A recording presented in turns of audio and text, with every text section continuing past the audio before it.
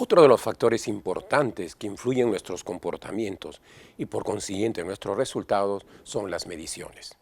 Dependiendo de la estructura de mediciones que la organización me imponga, yo sabré en qué dirección debe ir mi comportamiento.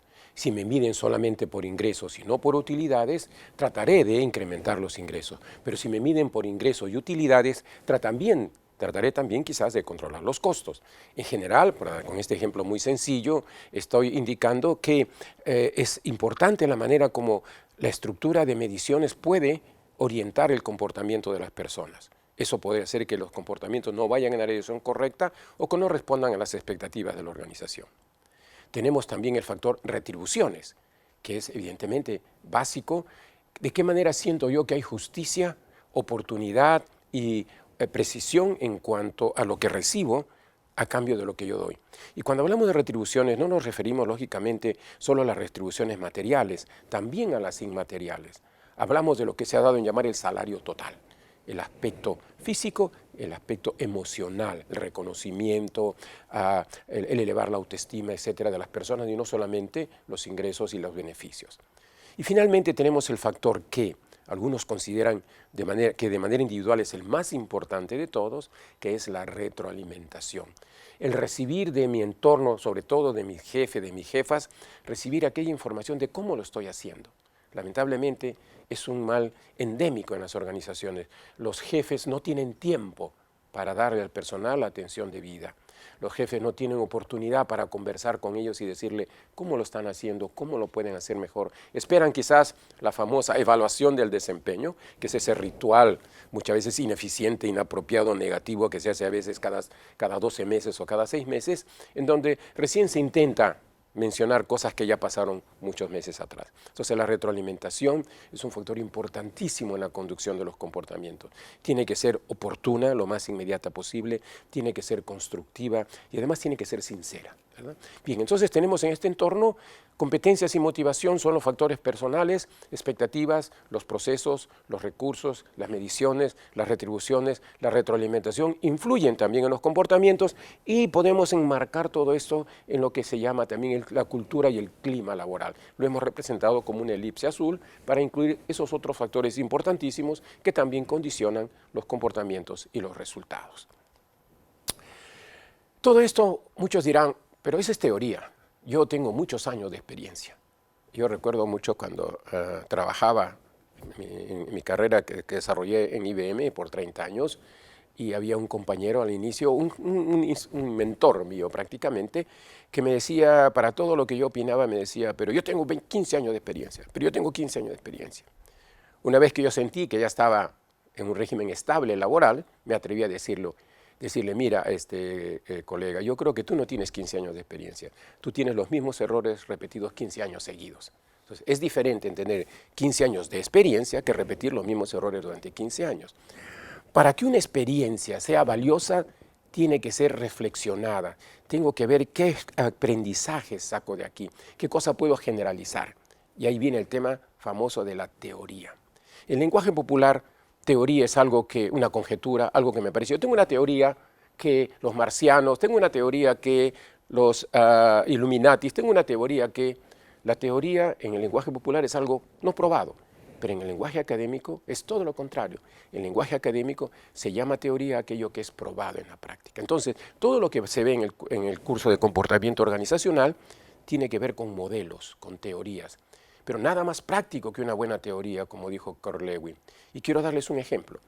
Hay una famosa investigación de Herzberg que analizó qué eventos causan satisfacción en un grupo, en una muestra de profesionales, qué eventos los hace sentir bien y qué eventos los hace sentir mal.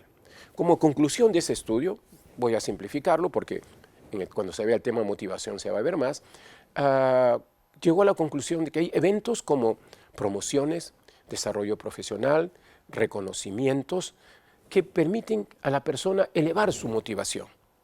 Mientras que hay otros eventos como relaciones con los pares, relaciones con los jefes, el salario, infraestructura, que si no están bien, me generan incomodidad.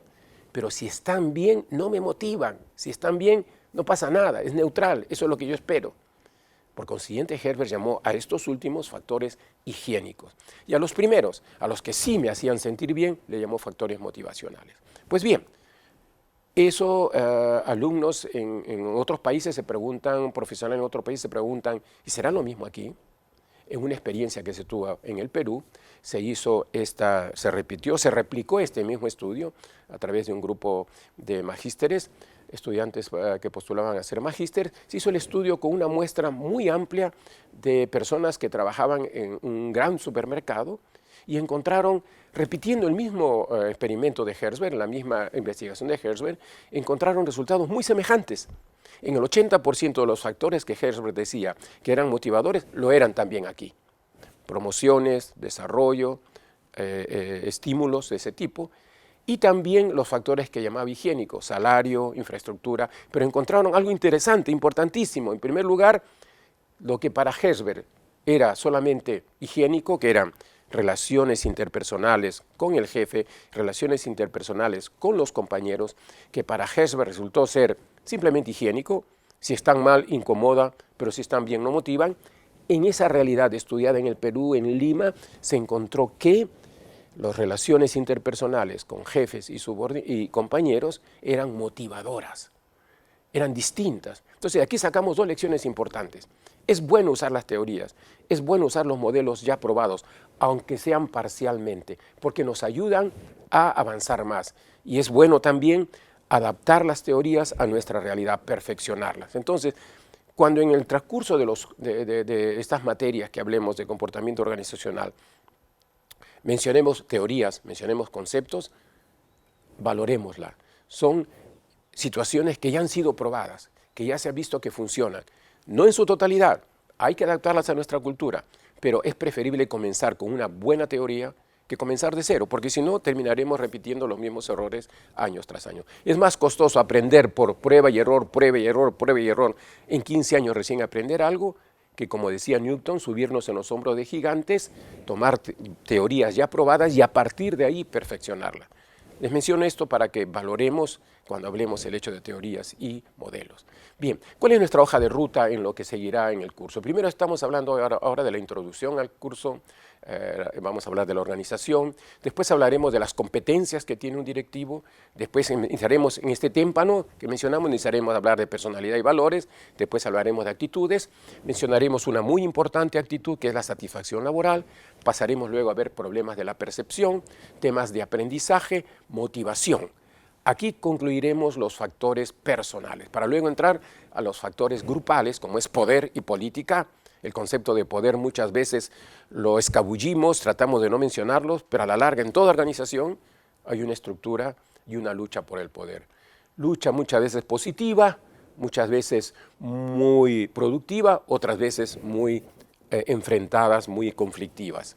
Luego eso nos lleva al tema de manejo de conflictos, al tema de trabajo en equipo y finalmente al tema del liderazgo, que es la esencia realmente de la intención del comportamiento organizacional. Cómo entender los comportamientos para que la persona que quiera ejercer liderazgo pueda influir y cambiar esos comportamientos para llevarlos en la dirección adecuada. Posteriormente al liderazgo comenzamos con los temas que llamaremos temas organizacionales, la cultura organizacional, el clima laboral y las comunicaciones. Esa habilidad para poder transmitir cultura y clima, para finalmente concluir, como decíamos, con el tema esencial que es el cambio.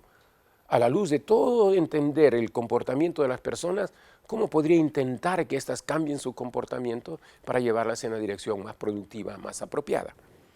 Bien, entonces comencemos definiendo qué son las organizaciones. De primera instancia nos puede parecer una definición muy sencilla, pero todos sabemos qué son las organizaciones hasta que nos piden que definamos qué son.